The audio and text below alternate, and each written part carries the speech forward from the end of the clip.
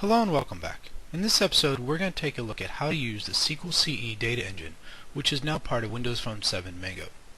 This is great news for the Windows Phone development community because prior to Windows Phone 7 Mango, SQL Ce was on the device but was not accessible to the developers, which meant that we had to use other libraries to store our data, and it was just cumbersome and kludgy. With SQL Ce, we have full power of SQL Ce and a relational database.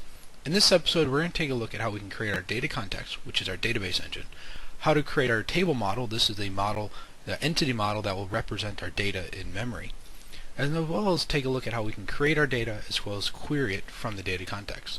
So let's go ahead and get started.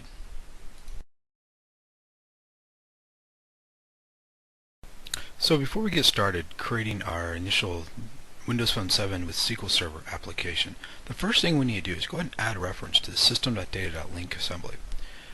The system.data.link is how we can actually get the attributes needed and the various classes needed to interact with SQL Ce. Now the next thing after we've added reference, what we want to be able to do is create a data context instance. The data context is essentially your database pointer for SQL Ce. So let's go ahead and create a class. We'll call it Dimecast Data Contest.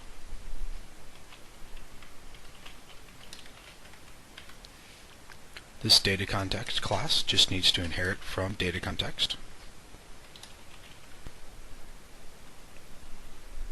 We'll add a reference to SQL Ce. You'll notice the second I do that, it's going to give me a little squiggly telling me that I need to not create a drive but overload the constructor. So what I'm going to do is in my constructor I want to call into the base class, and the base class of the data context takes either a file string or a mapping or a mapping source. What we're going to do is provide it a file string. This file string is the location of the database within the isolated storage on the Windows Phone itself. So let's do data source.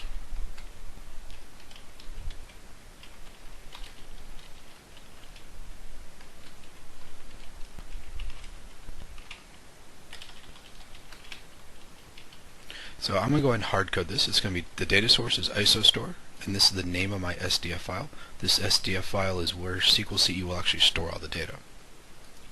We've now created our data context. That's essentially all we need to do for right now. What we're going to have to do is come back and revisit this in a second though, because the next thing I want to do is I want to create an actual table. Now I've already created my model. My model is going to represent my table in code. And so to make this model actually become a table via SQL Ce, I need to just simply add the table attribute to the class. This will notify SQL Ce at runtime when it's trying to create the database that this model needs to be taken and mapped and created as a database table. Now of course for all of our various columns we need to do the same thing. So we're going to want to add some attributes into our columns as well. For name, it's just going to be column. We're going to do the same thing for number. These are just very simple, they're just property columns. Now when it comes to the ID, we have to do something special for that. So we're going to still use column, but I'm going to tell it, is it a primary key? I'm going to say true. Is DB generated? In our example, I'm not going to generate it. And the reason for that is within the Dimecast app, all the data is stored and created on the server and just pushed to the phone with unique identifiers. So I'm going to go ahead and use that identifier coming across the wire. The next thing I'm going to do is say, can it be null? Nope, can't be null. Then finally, I'm going to go ahead and tell it the DB type. The DB type here just allows me to tell it it's an integer and not null. So let's do int, not null. And I've now created my database table via code that I can map to SQL Ce. Now I need to go back to my data context, because once I've created this, I need to create a pointer to this table that will be created via my data context. So to do this, all I need to do is come in here and create a public field. And it's going to be a type table, and we're going to say it's episode, and we're going to call this episodes.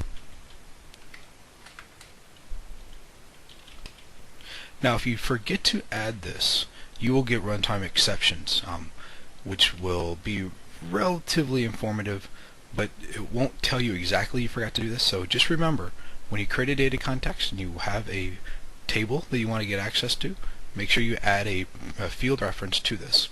Now the one thing that kind of threw me at first is you don't need to initialize this anywhere. The engine will do this for you, just kind of auto magic, just happens. That's essentially our data context. We've created our data context. we've created our episode model, which will represent our table. Now, because we are going to be loading a database manually here, not via web services, I want to go ahead and create a database helper. And to do this, I'm going to go ahead and copy and paste something in to save a little bit of time. So I've created this class called database helper.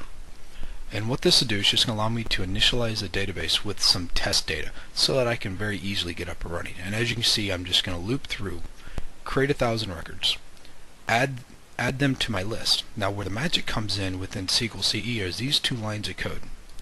I'm going to say data context dot episodes. This episodes is my pointer to right here. Dot insert all on submit, and I'm giving it my list. So I'm basically telling SQL Server that when I hit submit, insert all these entities, and then submit changes will actually commit the changes to the database for me. That's essentially my database helper. Now that I've created my database helper as well as my context and my models, it's time to go ahead and add a call into my app so that I can actually use the database helper to build my database. To do this for our example, what we're going to do is just go over to our app.xaml.cs class, and I'm going to come down and going to just do this in the initialized routines. So I'll say new Dimecast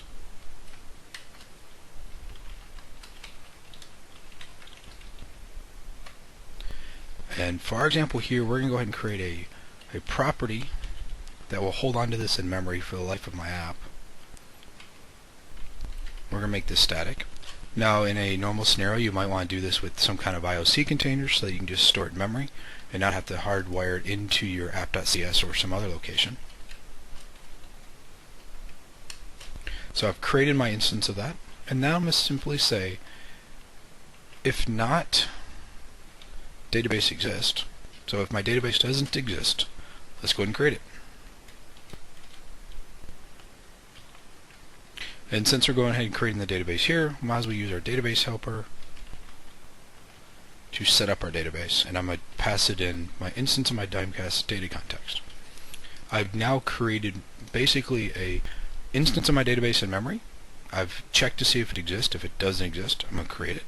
And then because I'm creating it, I'm going to go ahead and initialize with 1,000 rows of data. That's it. So how do we get this so we can actually see the data on screen? To do that, we need to go into our view model for our app. And you'll see I've already got a property in here. Let's go ahead and uncomment that. And this will actually show us our episodes. This is our bindable property. But the next thing I want to do is actually create a constructor. And I want in my constructor to take the Dimecast data contest.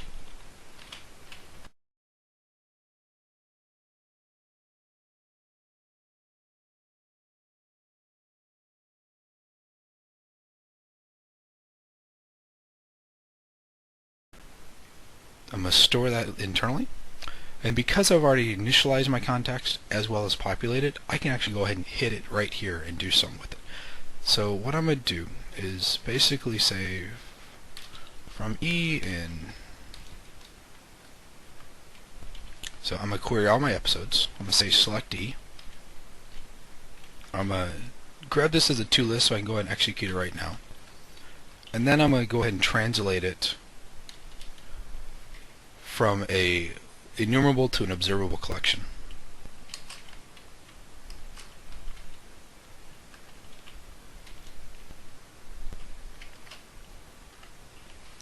This will basically pull it out of the database, pop it into my observable collection so I can display it on the UI.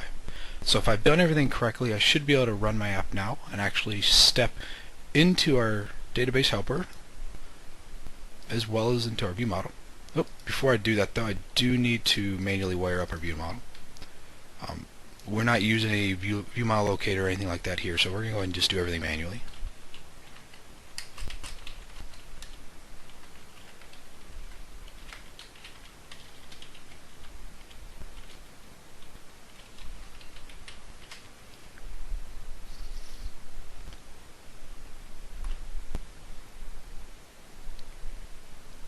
So I've hit my breakpoint. Let's go ahead and skip over the 1,000 rows here. I'm going to hit F10. You'll see that didn't error out on the insert, which is great, and didn't error out on the submit, which is even better. So now I can go ahead and query, and let's just do our select.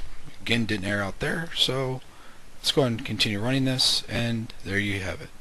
all 1,000 rows of data, each one saved in the database. And if I killed the app and reran it, I should get the exact same 1,000 rows of data, but this time it won't actually create the database, it will actually read from it.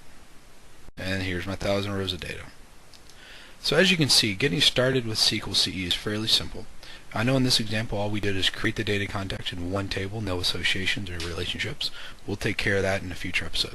So I hope you learned something, and until next time.